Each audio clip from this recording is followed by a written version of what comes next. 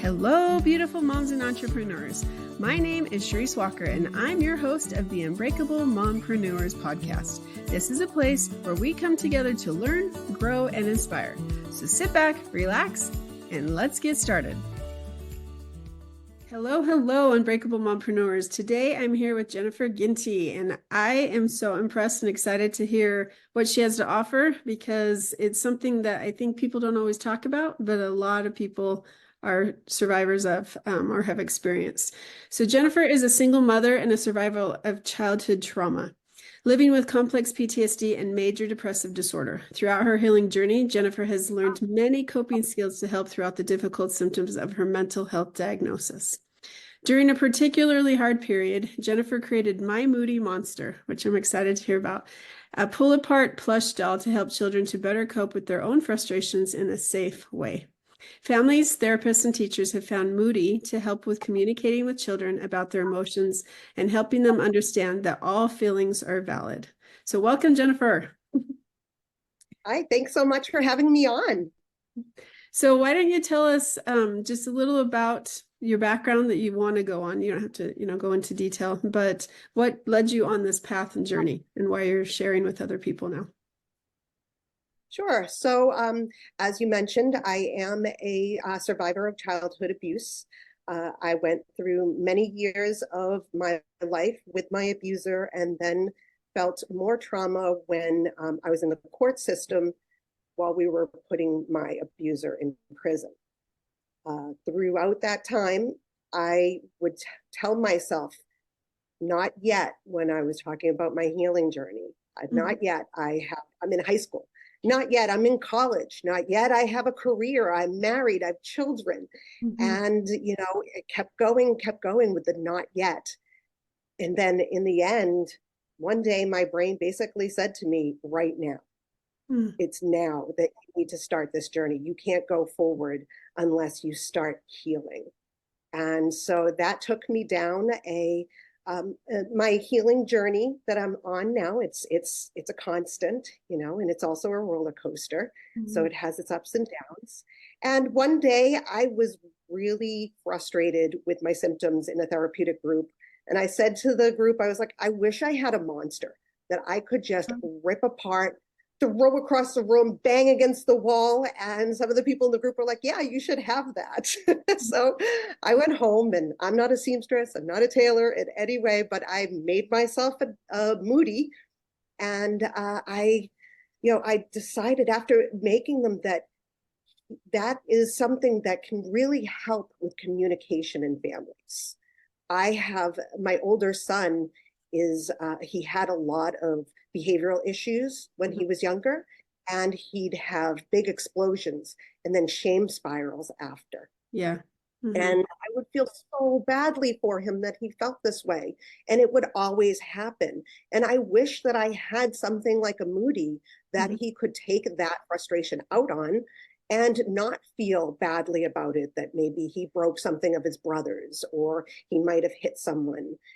So I thought that Moody would be a great way for children to show how much they need to let out those big feelings and allow parents to feel that they're in a safe environment doing that. And then afterwards, they can put Moody back together again and talk about what happened. What can we do next time to make it easier? What can we do to give you a coping skill that can help with that? So that's how Moody was born. That is amazing, that story. And I wish that I would have had a Moody for my son, 15 years ago or 20 years ago, because I never even thought about that kids don't understand. And they, sometimes like my son, we called it heavy work, where he needed something where he could push and pull and do things because of his disabilities. And I wish that I would have had that because, then you talk about it and you're not hurting somebody in the process, you're taking it out on your Moody doll. So that's really cool. So kudos to you that you actually realized that you needed to get some help and that you needed to address this. I call it the iceberg, and because it's the book that I've written, and sometimes the iceberg just sits there in the water and you're in the ship and you don't realize until you hit the iceberg how bad you're sinking and how it affects your relationships and other things. Would you agree with that? Not agree with that? I absolutely agree with it. And I also like the iceberg idea because people only see the tip of it, Yes. basically. Mm-hmm. You know, like And there's so much more. And let's go to, I'm sure your abuser, he acted probably very nice. I'm assuming it's a he, but your abuser acted very, very sweet to other people above the water. And what is your problem? Why do you have an issue with this person? They're so nice, right? But you go behind the doors of a house and they're a completely different person, which again is the iceberg. So I'm passionate about this topic because obviously I've written an entire book about it that's coming out. And it makes me sad that people go through so many things and not enough people are getting help. And so this is why I wanted to have you on, was to talk about how to heal and how you took that journey. So you were diagnosed with complex PTSD. What does that mean? So a lot of people, they look at PTSD as, like it's a full blown, understanding. And in psychology, that kind of thing, in the diagnoses, there is only PTSD. Right. But complex PTSD is something that stems from when you're steeped in trauma. So that could be childhood trauma. It could be, homelessness. It can be, what is it? Husbands and wives having difficulties together. It can be emotional, not just physical. But it's complex PTSD is when you've been in it for a very long time, and it tends to change your brain. Yeah. It tends to change your body. Yeah. You are in a hyper focus. You're hypersensitive. And the way that I was told about the difference between PTSD and complex PTSD is a social worker gave me this great construct of it. PTSD, let's say you were in a really bad car crash and it was physically and emotionally horrible. When the next time you get into a car, you're feeling as though you're nervous, you're scared, you don't want to be in it. That kind of yeah, it's happened to me when I've been in a car accident. I don't want to get in behind the wheel. I'm afraid, that kind of thing. But ultimately, as you work through it, it gets easier. Right. And it becomes less of an issue over time. Complex PTSD is when you've been years, could be months, years in a traumatic episode experience. And that's what childhood abuse is a complex PTSD that gets carried through your life. And then you're hypersensitive, hyper-focused, and you have triggers. So then you get into a relationship, and then typically maybe the type of relationship that you probably came from, not all the time, but a lot of people do. And then, so they're repeating the cycle because that's all they know. That's all they know how to deal with, And so it's horrible. It's horrible. And so many people need to know more about this. So you did get help. And one thing you used or found useful was it's called DBT therapy. So what is it and how do you use that in your daily life? Sure. So DBT is dialectical behavioral therapy. And it was originally created by a woman named Marsha Linehan. She created it for people with PTSD and with borderline personality disorder. So people with those two diagnoses seem to have the same kind of symptoms. That they figured that out. So Marsha created this therapy, and it focuses on 4 different main tenets. So it focuses on mindfulness, and not in the way that a lot of people understand it as like mindfulness being like meditation or something like that. It's mindfulness of your emotions and your thoughts. There's also interpersonal communication, teaching you how to work with others, communicate with others in a way that helps both of you and you get what you want and need. And also being able to say no to people, which can be very hard for people who have trauma. Yeah, it's very true. There's scariness if I say, yeah, I'm sorry. You're a pleaser. Yeah, like, no, if I say this or I do this, how are they going to react? So I need to, you're constantly, keep going. Yeah, no. And then there's emotion regulation. So that kind of is like a more long-term, you get coping skills that you build up throughout time. And then there's also distress tolerance. So distress tolerance is when you need coping skills in the moment, when you're having a very distressing time to the point where other coping skills aren't going to work for you. Wow. So it's a great, there's a whole book that Marsha created that you can order on Amazon, and it has all the worksheets and it has all these great information. I used to do DBT therapy. I did years of it in a group. So you can also find DBT therapy in groups as well. And that's great because you also are able to work with that interpersonal communication, getting all of that out together and learning from each other. But I do have my favorites. I absolutely do have my favorite kind of coping skills. So one of them is checking the facts. So a lot of people, when we're taught that we shouldn't be showing our emotions, that they make people uncomfortable, that kind of thing, we squish them down. With checking the facts, this helps you to make sure that the feeling you're having, the emotion you're having, is the actual one you should be feeling. And I know that sounds a little weird. No, it doesn't. But it makes sense. Yeah, so there's a lot of times people have a primary emotion and they can't show it or feel it, so they go to a secondary emotion. So checking the facts helps you to understand, I'm feeling this maybe secondary emotion, but I actually should be feeling this primary emotion, the one that actually fits the situation. That's good. So there are a lot of wonderful coping skills that DBT offers. And I have a YouTube channel and I put Moody Talks on, and every month I choose an emotion.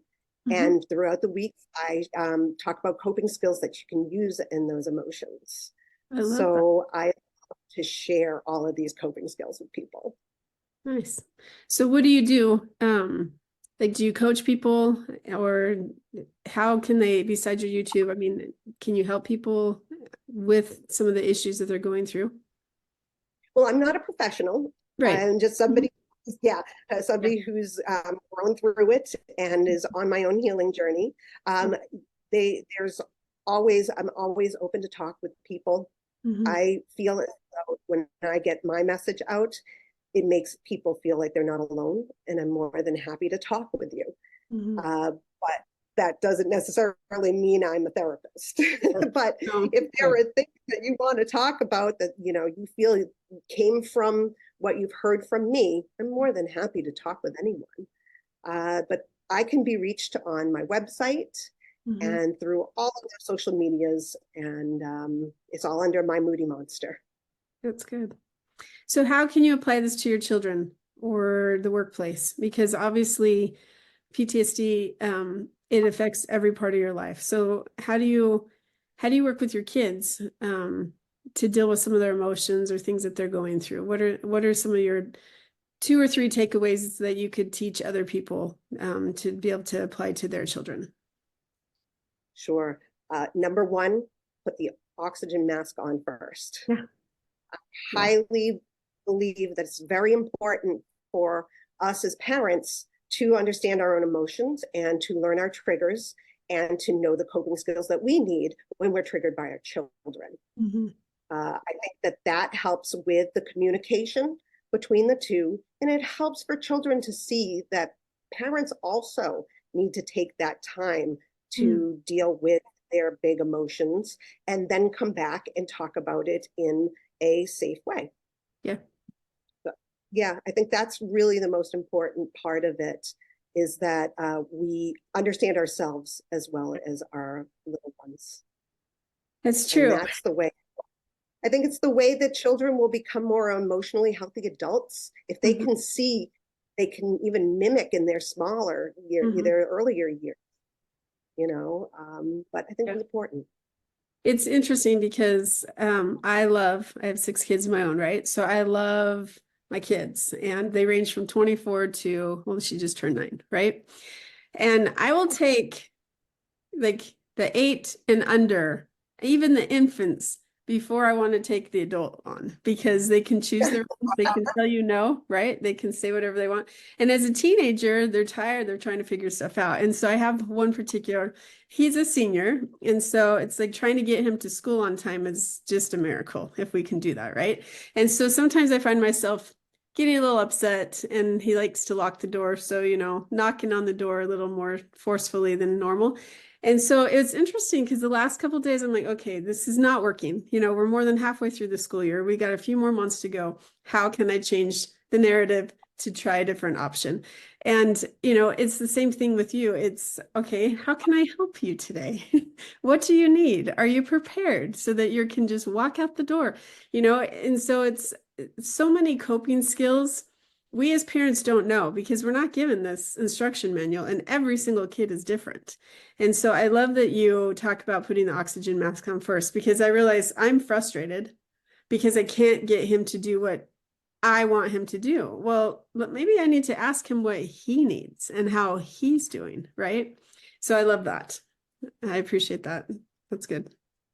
Anything else? And oh yeah, your healing journey started as soon as you possibly can.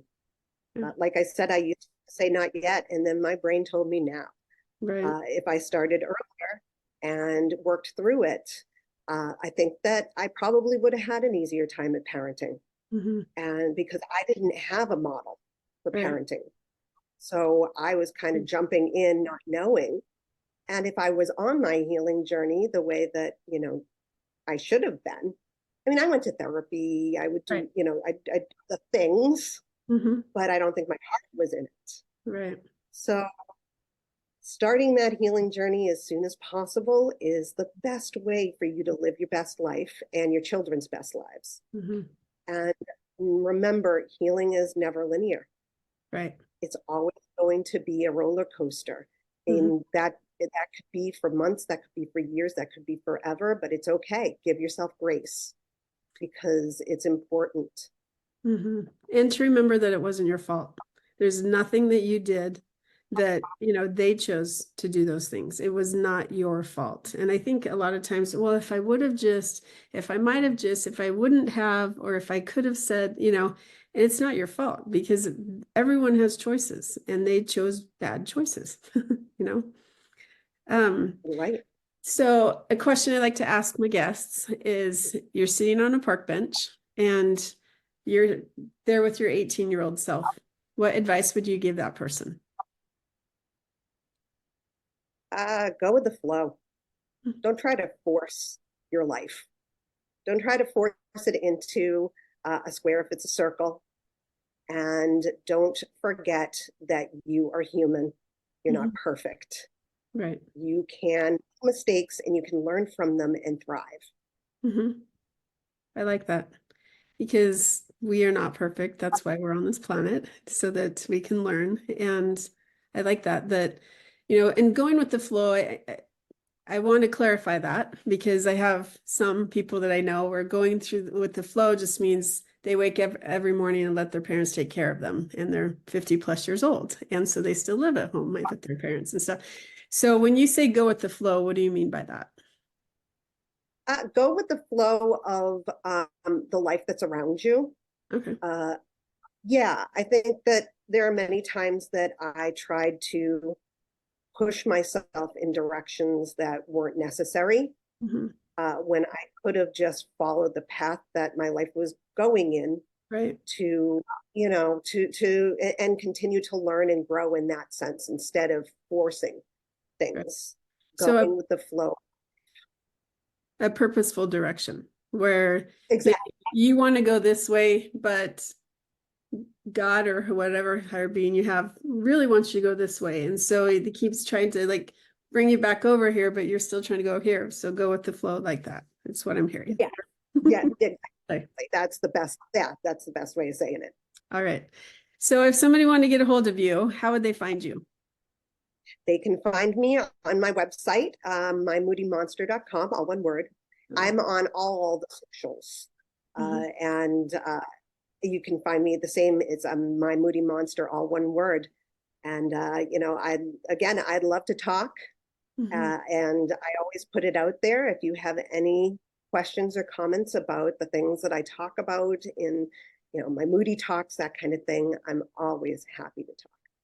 That's fantastic. And what attribute to changing something negative into a positive and helping so many people? It's an amazing, kids love dolls, and specifically girls especially, but boys do too. And to be able to have something where it's theirs, they can emotionally get connected to it, and they can express their emotions so that they don't have to do it on somebody else, and then they can talk about it after. That's good for you. It's an amazing thing that you've done. So thank you so much. Thank you. All right. So learning to focus on your emotions and acknowledge them, deal with them, and make sure that you can talk about them. And that is everything that we can take away from it. And that trauma can be turned into something positive if we let it, and not become a victim. So thank you so much to my guest, Jennifer Ginty, and have another Unbreakable Mompreneur Day. Beautiful moms, remember, you are unbreakable. Keep illuminating the world with your strength, pursuing your dreams, and reveling in the splendor of motherhood. This is Charisse Walker, bidding you farewell for now. Stay tuned for more empowering conversations on the next episode of the Unbreakable Mompreneurs podcast. Until then, keep shining bright. Signing off with love, Charisse Walker.